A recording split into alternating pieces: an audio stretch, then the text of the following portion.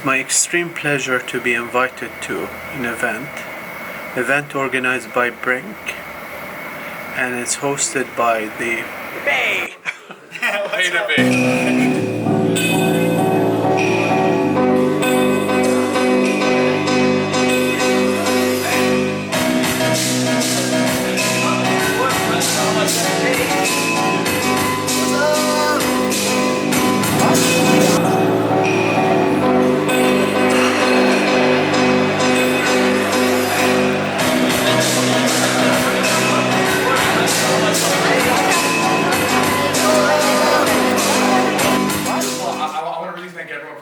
This is our first real Brink event that we've done with the telco, of course, and it's really exciting because we got a lot of great stuff coming up, and this is just the beginning. Of course, I have to do all the thank yous, so I'm gonna say thank you first of all to EDV, John in the back, who's on his phone, and the guys at Temkeen, Startup Bahrain, and honestly, all the great entrepreneurs. Thinking about the future of telecom and the future of wireless communications and what these companies are going to look like in the future, and did some thinking, and I sort of came to the conclusion that in the not too distant future, it's not here today, but in the not too distant future, you could run a global wireless company with about 6 people. So it leads us at the telco to think, okay, well, how are we going to compete in the future? We need to grow new revenue streams. We need to think of different business. You never can build a company without people. I don't care how strong AI gets, and I know it's the biggest thing that I resent every single day of building Brink, is that I don't have the resources I had at Apple. I spent more time with my people and developing some of the best leaders I've ever had in my life because I had the infrastructure of Apple to support me. So Beta Bay believes that we are living ourselves in a beta version of where we want to be, and that's why he calls himself Beta Bay. So why beta? Because he believes that who you are is a beta version of where you want to be. So we live our lives in a beta, hoping to get to be the finished product. His topic of choice was the Internet of Things. So how do I describe it?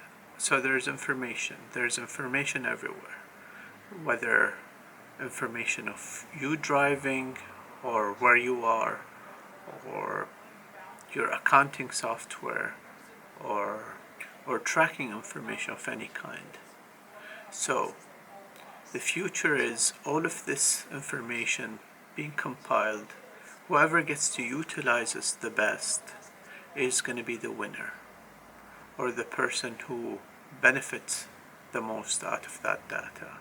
His argument is everybody has that data, and whoever does not move forward, in 10 years' time they will cease to exist.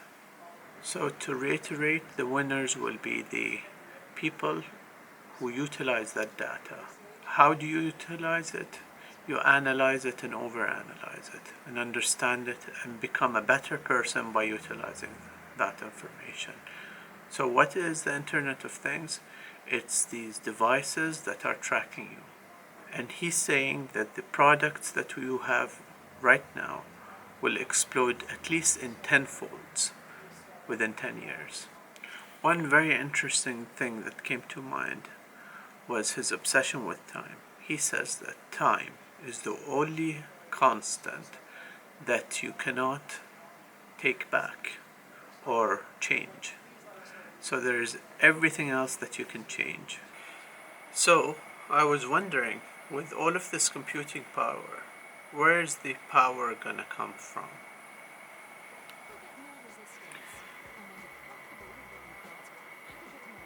His response was smarter than that. New smarter chips will not require electricity to transfer information. It'll be like RFID passively transferring information. So imagine yourself in a room filled with 70 sensors and only one receiver. And that receiver is the only electrical source. Fascinating new world. But if you do this correctly, you're going to transform this entire country. And it's going to look like nothing you ever imagined in all the right ways. But if you don't roll up your sleeves and do all the hard work, or if you copy and paste what has worked everywhere else, I don't think you're going to find yourself in a position you want to. Are you happy with your life? If not, subscribe, and I promise you I'll be happy for the both of us.